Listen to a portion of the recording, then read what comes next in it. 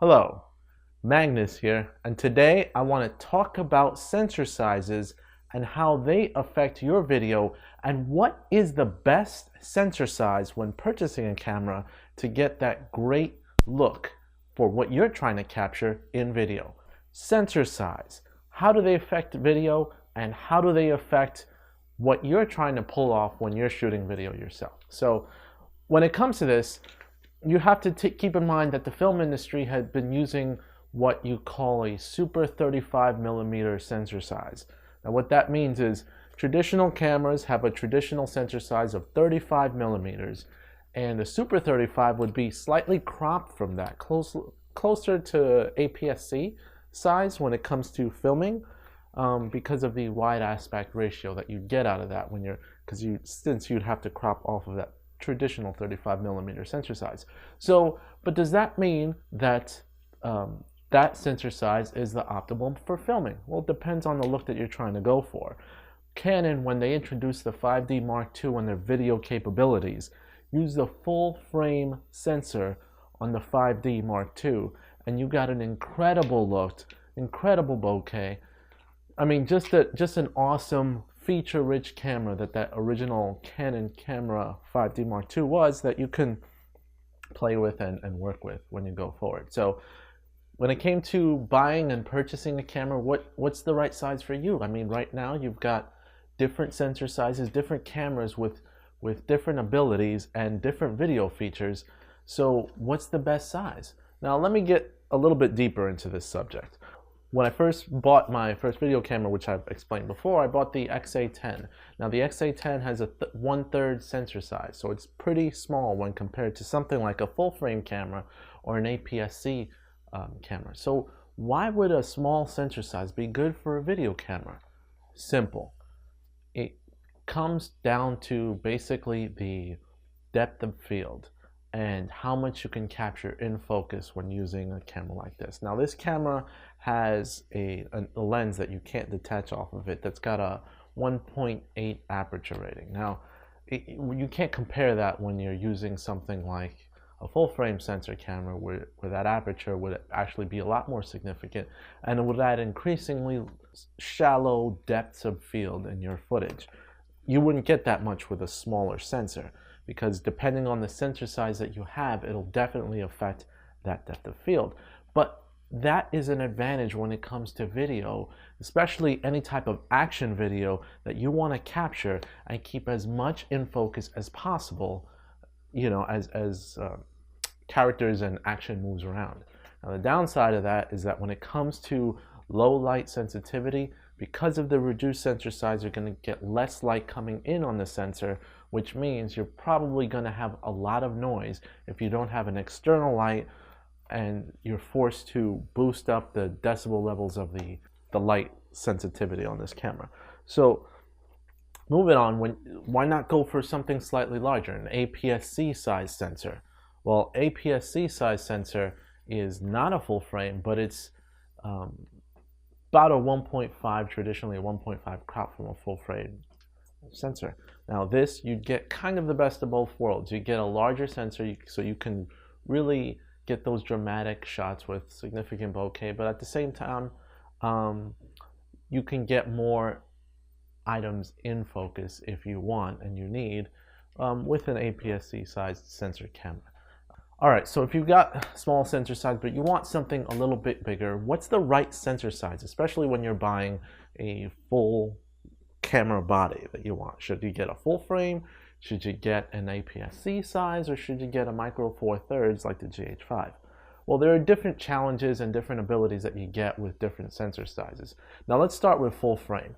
You go with the biggest and the baddest. You get a full frame camera and you want to record something in 4K. Now 4K is pretty much what cameras have to come with nowadays. If you don't film with 4K, then you're not future-proofing yourself when it comes to filming videos for the long run, especially as 4K televisions become much more affordable and pretty much the qualities of your video footage will need to be top par in order for more fans to view it in the long term.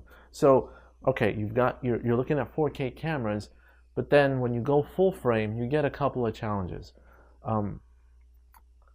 When you're using that much resolution in video on a full frame sensor, you're forcing the camera to use a lot of processing power to compress all of those pixels into your video footage from such a large sensor.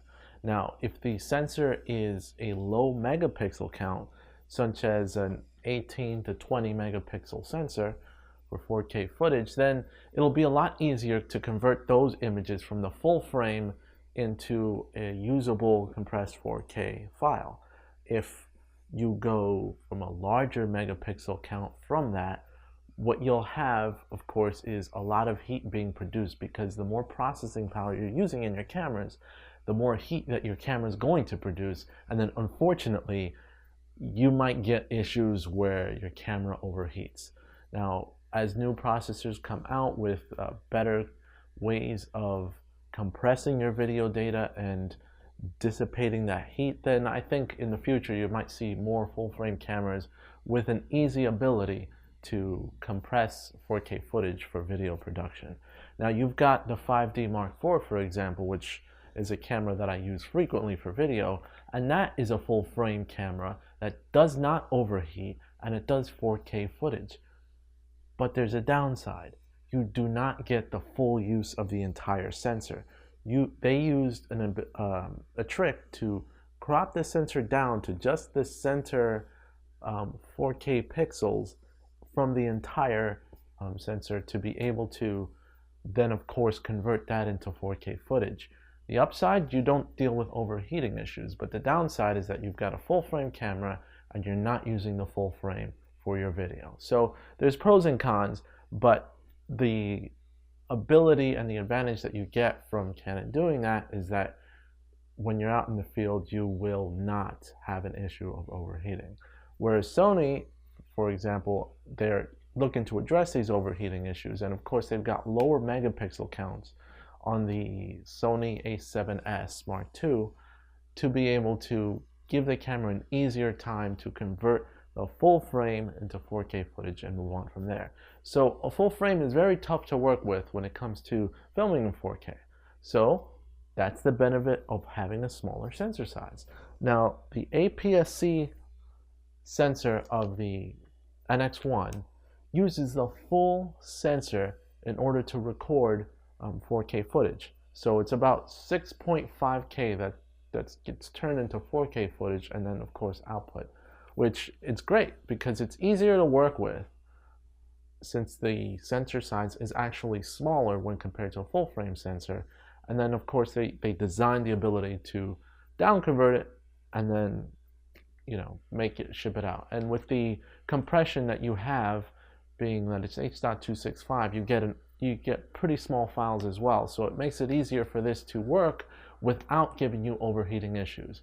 So that's the advantage of smaller sensor size, especially APS-C sensor size when you have a 4K footage that you want to shoot. But then dipping down to something like micro four thirds, like the new Panasonic GH5, micro four thirds should be a lot easier when it comes to compressing that footage, not going heavy on the processor and then spitting it out, because the sensor size isn't as large. The megapixels are not as many as well. It's a little over 20 megapixels, I believe. Correct me if I'm wrong, but it's about 20 megapixels, and that converting that into 4K footage using the full frame sensor is a ton easier. You didn't have that ability in the GH4. You actually cropped in as well.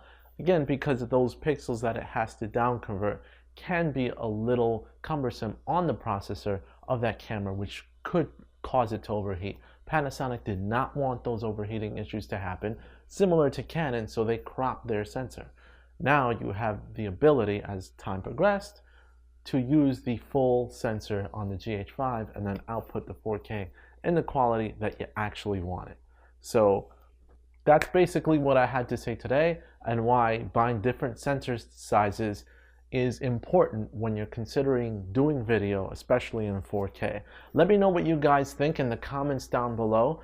I'd love to hear your opinion on what you have to say. And as always, you can make my day if you subscribe today. This is Magnus, and I'm out. Take care. Gonna go on a trip too soon. Take a lot of photos. See you later.